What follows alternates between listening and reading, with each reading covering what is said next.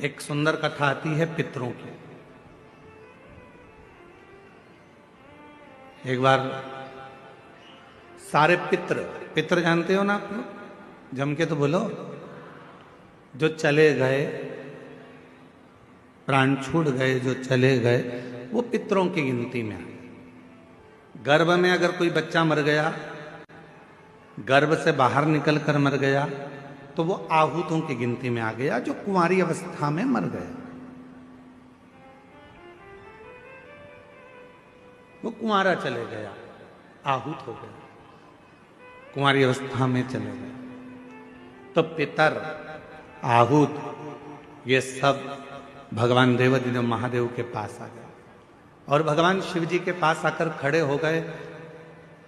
शास्त्र कहता है कि 1000 वर्ष निकल गया, पितर और आहूत भगवान शंकर की सम्मुख में खड़े होकर केवल दर्शन करते रहे। उन्होंने ना कोई मंत्र जपा, ना कोई साधना करी, ना कोई व्रत करा, ना कोई उपास करा, केवल शिव को एक टकी निहारते रहे, केवल बाबा का दर्शन करते रहे, केवल दर्शन।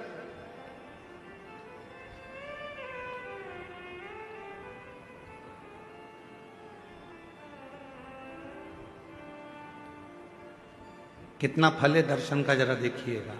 1000 वर्ष तक पितर, आहूत, ये सब शिव जी का दर्शन कर रहे हैं। 1000 वर्ष बोले कुछ नहीं है, ना मंत्र बोला, ना तप करा, ना साधना करी, केवल भगवान का दर्शन किया, खड़े रहे बस भगवान के इंतजार में। भगवान के नेत्र खुलेंगे, बाबा हमको देखेंगे, देखेंगे तब हमें वर देंगे। शिव जी 1000 वर्ष की समाधि में लीन थे और बाबा देवाधिदेव महादेव जब 1000 वर्ष की समाधि में लीन थे, नेत्र खुले नहीं थे। आज बाबा ने 1000 वर्ष की समाधि से अपने नेत्र को खोला और 1000 वर्ष के समाधि पर जैसे ही बाबा के नेत्र खुले तो सबसे पहले पितर और आहूत पर भगवान की दृष्टि गई। भोलेनाथ जी का निगाह गया, बाबा ने देखा,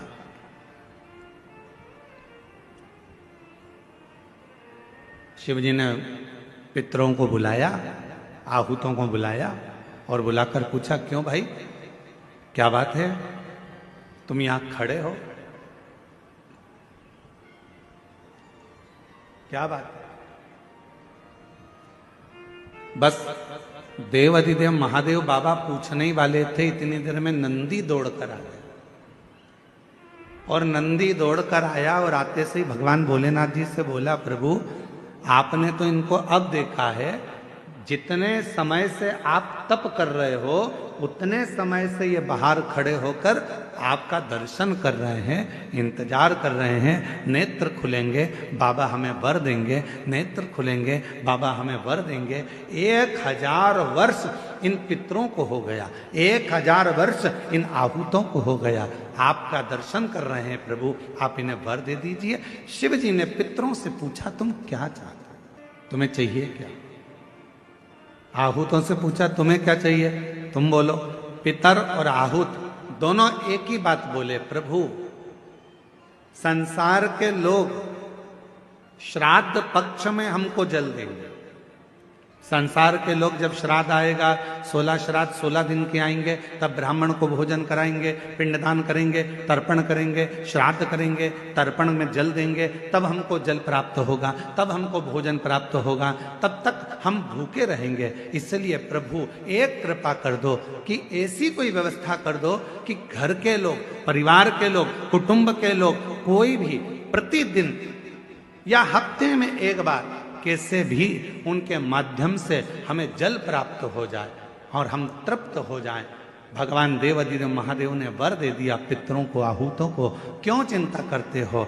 जब संसार का मनुष्य मेरे शिवलिंग पर जल चढ़ाएगा, वो जल बहकर जब नीचे की ओर आएगा और अशोक सुंदरी से स्पर्श कर कर आगे बढ़ेगा, उसी समय पर आपको वो जल प्राप्त हो जाएगा और सारे पितर और आहूत तृप्त होते चले।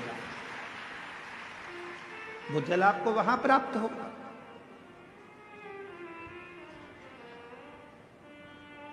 अब कई लोग कहते हैं, गुरुजी हमारे यहां पितृदोष हो गए।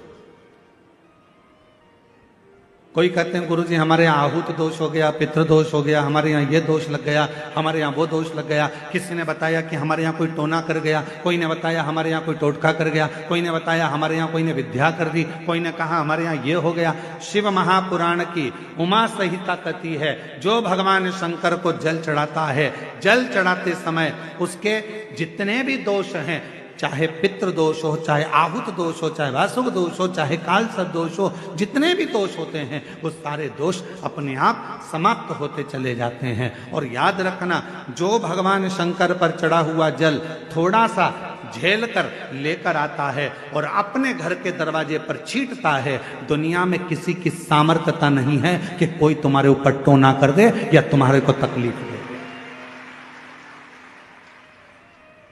किसी की सामर्थ्यता नहीं।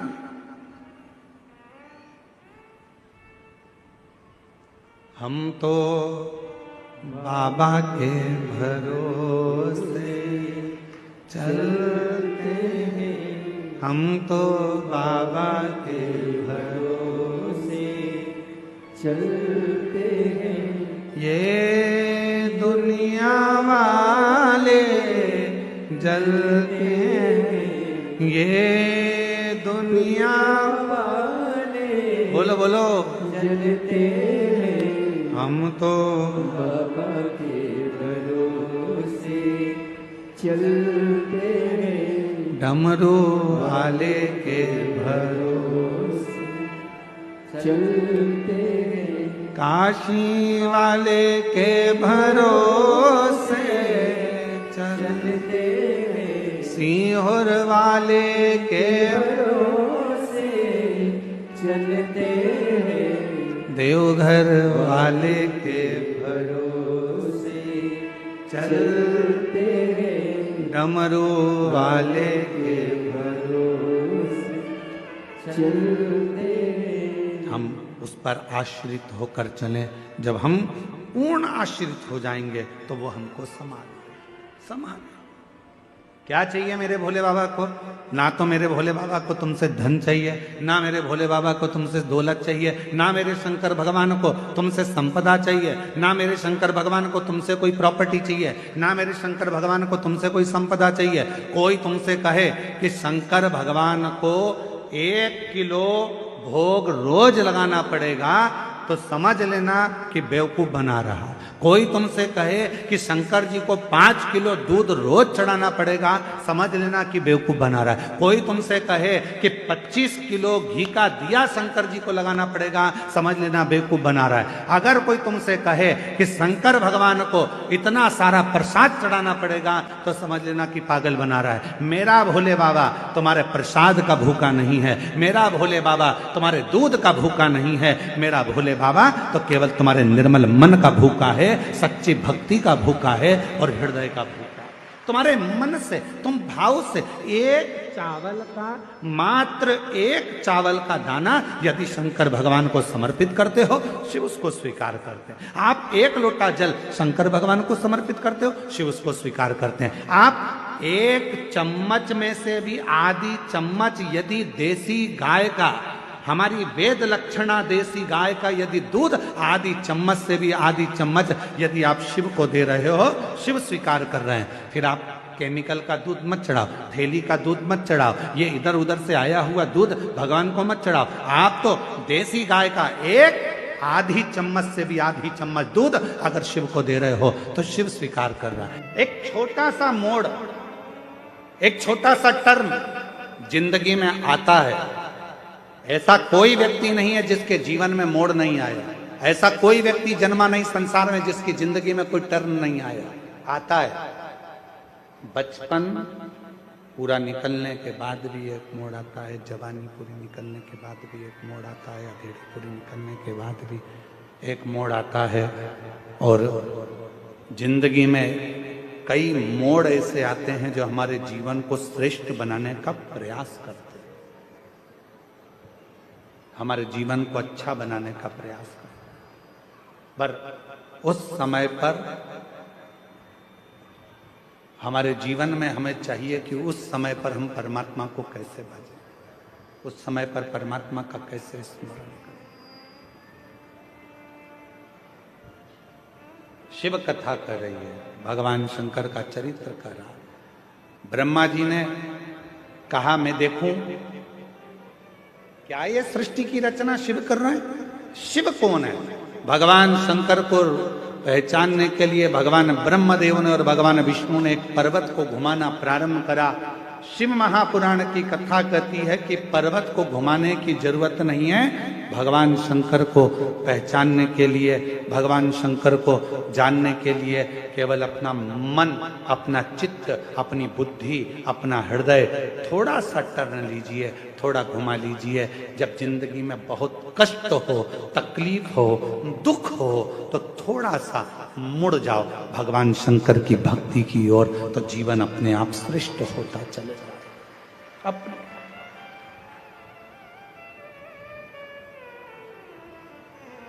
और मैंने तेरे ही भरोसे बाबा, तेरे ही भरोसे हवा विच उड़ती जागी बाबा, दूर छठी नामे घटी जागी।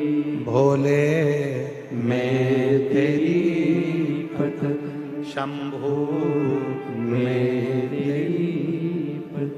थोड़ा सा परमात्मा की ओर मुड़ने का प्रयास करो। जिस समय पर हम परमात्मा की ओर मुड़ेंगे, हमारे सारे मार्ग अपने आप सुलझते चले जाएंगे, हमारे मार्ग अपने आप क्लीन होते चले जाएंगे। हम मुड़े। एक विशाल शिवलिंग की आकृति प्रकट हो गई, भगवान शंकर का एक शिवलिंग प्रकट हो गया और शिवलिंग की एक आकृति प्रकट हुई। उस शिवलिंग की आकृति में से आवाज आई कि ब्रह्मा जी क्या चाहते हो, विष्णु जी क्या चाहते हो। उस शिवलिंग की आकृति में से आवाज आ रही।